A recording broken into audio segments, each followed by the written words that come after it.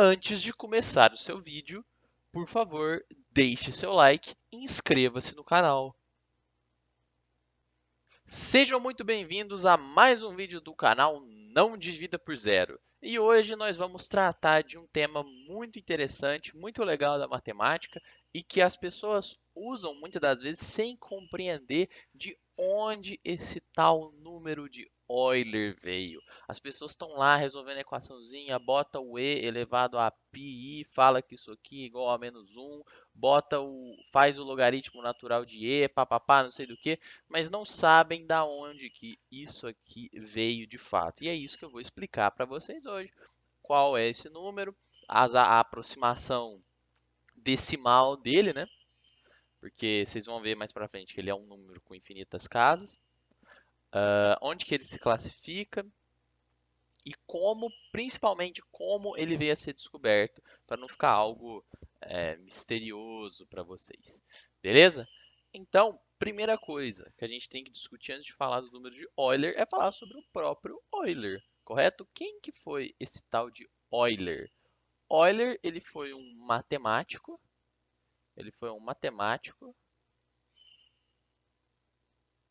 e também um físico de origem suíça, mas que usava a língua alemã, beleza? Então, o nome completo dele é Leonhard. Eu espero não estar escrevendo isso errado, mas é Leonhard Paul Euler. Esse é o nome completo dele, Leonhard Paul Euler, e ele foi um matemático e um físico, e ele escreveu muita coisa mesmo. Uh, Tanto no estudo de números complexos, quanto no próprio exinho, quanto em várias outras coisas, o Euler estava lá, até chegar na famosa identidade de Euler, que é o e elevado a πi igual a menos 1, que muitos consideram a equação mais bonita da matemática, já que ela relaciona três números extremamente bizarros e que normalmente não são compreendidos, e iguala estudos a um número real, a um número plausível que você vê no dia a dia. Então, descrito e mostrado quem que é o tal do Euler e a sua importância para a ciência, né? Não só para a física e a matemática, mas para a ciência como um todo, porque elas fazem parte do contexto científico nessas duas matérias. Então agora vamos tratar mesmo do número e como isso foi descoberto. Primeira coisa, uma coisa que eu preciso recordar para vocês antes de iniciar realmente sobre o tema, falar sobre o número de Euler, é relembrar a fórmula dos juros compostos. Essa fórmula nos diz que o montante que você quer calcular, ele é igual ao seu capital inicial, isso que vai ser multiplicado por 1, que representa 100%, mais o número 1 dividido por um número n, tudo isso elevado a nt. O que essa fórmula nos diz? E ela vai ser muito importante, por isso que eu estou colocando ela aqui agora. O montante é a quantidade final, né? Quantidade final de dinheiro que você vai render na sua aplicação. Capital inicial é o seu capital inicial, né? Capital inicial. Esse 1 aqui, ele representa 100%, porque 100% é a mesma coisa que 100 sobre 100. Então, 1, né, representa 100%.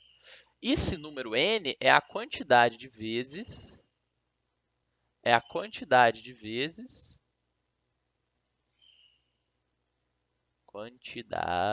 vezes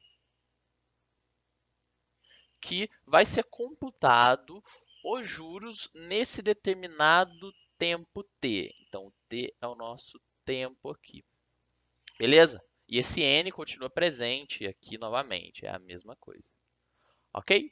É só para dar um panorama aqui, porque essa fórmula vai ser muito importante. O que Euler pensou? Ele falou, beleza, muito legal. Vamos jogar isso aqui em contextos mais adversos possíveis. Pense o seguinte, vamos supor que você tenha na sua conta bancária, por assim dizer, como capital inicial seu capital inicial, coloca somente R$ 1. R$ 1. Você vai investir R$ 1. E por que R$1? Porque R$1 é um número fácil e ele é um número que não altera o resto da conta. Então, seu capital inicial, R$1. Além disso, pense no seguinte, vamos supor o seu tempo como sendo um ano. Um ano, beleza? Seu capital inicial é R$1, o seu tempo é um ano. Também para métodos de facilitar a sua conta, né? Ok, capital inicial de R$1, tempo de um ano. Além disso, o que sobrou aqui na fórmula? Sobrou o número de vezes que vai ser computado esses juros compostos, né? Que ele vai ser computado. E basicamente é só. Só sobrou isso, depois é só continha matemática. Agora eu vou colocar para vocês várias situações distintas aqui. Ó. Eu vou até mudar a nossa corzinha aqui, porque essa parte aqui vai ser extremamente importante. Eu vou colocar isso aqui e vou escrever aqui para vocês algumas situações distintas para vocês irem pensando comigo aqui, com base nessa formulazinha que a gente já viu. Primeira situação, vamos lá. Imagine que você só vai computar isso uma vez por ano. Uma vez por ano. Se você computar R$1 aplicado numa taxa de... Nossa, gente, desculpa, eu esqueci de falar para vocês. Mas a taxa de juros, os juros dessa aplicação, vai ser sempre de 100% ao ano, viu? É importante isso, eu esqueci de falar, mil perdões. Vamos lá, vamos continuar. Pensa no seguinte, então. Eu tenho aqui uma taxa de juros de 100%, ou seja, ela vai dobrar no período ali que você estiver analisando. Como são juros compostos, ela pode dobrar várias vezes, mas para início de conversa, pense que ela vai só dobrar uma vez por ano, certo? Então, a gente teria que o nosso montante ia ser igual a 1, que é o nosso capital inicial, quando ele for multiplicado por n. Qual que é a nossa, que no caso, a nossa quantidade de vezes que a gente for fazer essa operação? Ela é 1, não é? Num tempo também de um ano. Então, ficaria 1 mais 1 dividido por 1, tudo isso elevado a 1 vezes 1. Então, nesse caso, quando ela for computada somente uma vez por ano, nós temos que o montante é igual a 1 vezes 2. Isso aqui vai ser igual, então, a R$2. Então, se você computar essa taxa de 100% ao ano uma vez por ano, você vai ter um resultado de R$2, se você colocou 1, obviamente, né? Isso é fácil de entender, você simplesmente está dobrando o negócio. Ok, beleza. Você tem aqui um resultado de R$2. Agora, vamos para uma segunda situação. Nessa segunda aqui, você vai computar não uma vez por ano, mas 2 vezes por ano. Então, como que ficaria a nossa formulazinha aqui? A gente teria que o montante é igual a 1 vezes, aqui, 1 mais 1 dividido por 2. Isso aqui elevado ao quadrado, né? Porque é o nosso nzinho. 2 vezes por ano que a gente vai contabilizar isso. Vou poupar vocês das contas aqui. Esse resultado é a mesma coisa que 2,25. Por quê? Você vai computar isso, por exemplo, num período de 6 meses, que seria metade de um ano, você teria 2, correto? Se você fosse lá, de novo, computar essa taxazinha de meio aqui, ó, para dar sempre 100% ao ano, você teria um resultado de 2,25. Beleza? Então vamos lá, vamos continuar com nossas continhas aqui. Esse é o nosso segundo resultado. Vamos para a nossa terceira situação. Terceira situação, como vocês podem imaginar, eu não vou colocar por 3 agora, viu, gente? Eu vou colocar uma vez maior. Vamos supor que você compute uma taxa de juros de 100% a cada 12, a cada mês, no caso, né? Seria, se divide por 12, você tem 12 meses no ano, você compute ela uma vez a cada mês. Só que, de novo, percebam que essa taxazinha que vai ser adicionada, ela depende do número de vezes que você está computando. Então, a taxa ela não vai ser 100% vezes 100%, depois 100% de novo. Você não vai ficar dobrando isso infinitamente. Não, você vai estar dividindo isso pela quantidade de vezes que você vai estar realizando essa operação. Então a taxa ela é 100%, sempre. Só que ela vai ser dividida pela quantidade de vezes que você vai fazer essa operação. É isso que a fórmula nos diz, ok? Porque esse é o tipo de coisa que pode gerar confusão aqui na hora, então eu já falo isso de uma vez para poder matar qualquer tipo de problema. Então, beleza. Numa terceira situação, nós vamos colocar isso, vamos computar uma vez a cada mês, ou seja, 12 vezes por ano. Então, a gente teria 1, que é multiplicado por 1, mais 1 dividido por 12, tudo isso elevado ao número de vezes, 12. Vou poupar vocês novamente das contas. A gente vai ter que o nosso montante no final é 2,613 reais. Beleza? 12,613 reais. Como vocês podem observar, está cada vez mais aumentando à medida que a gente vai computando. Mas será que isso vai continuar para sempre? Vamos tentar observar uma tendência aqui, ó. Quarta situação.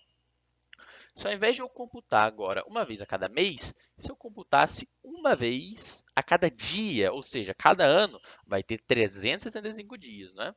Então, pô, naturalmente você espera, opa, você vai computar 365 vezes? Pô, então o número vai ser muito alto. Você vai chegar em cada vez mais uns resultados muito maiores, né? Vamos ver se isso é verdade. 1 que vai multiplicar o nosso 100% mais 100% dividido pela quantidade de vezes, 365. Tudo isso elevado à quantidade de vezes que a gente vai computá-lo, 365. Olha, aqui você está dividindo 1 por 365. Vai dar um resultado muito pequeno. E no final das contas, de novo, pouparei vocês das contas, isso aqui é a mesma coisa que 2,714. 2,714 e 3 coisas aqui e várias casas depois, beleza? Mas eu estou aproximando para 3 casas para ficar mais intuitivo, mais de boa. Então esse é o nosso resultado aqui depois de aplicar uma vez por dia, ou seja, 365 vezes uma taxa de 100% dividido por 365 no ano, ok? Agora, eu não sei se vocês perceberam isso, mas não é porque eu estou aumentando a quantidade de vezes, não é porque eu estou aumentando a quantidade de vezes que está sendo computado, que necessariamente a taxa está ficando, vai ser maior para sempre. Beleza?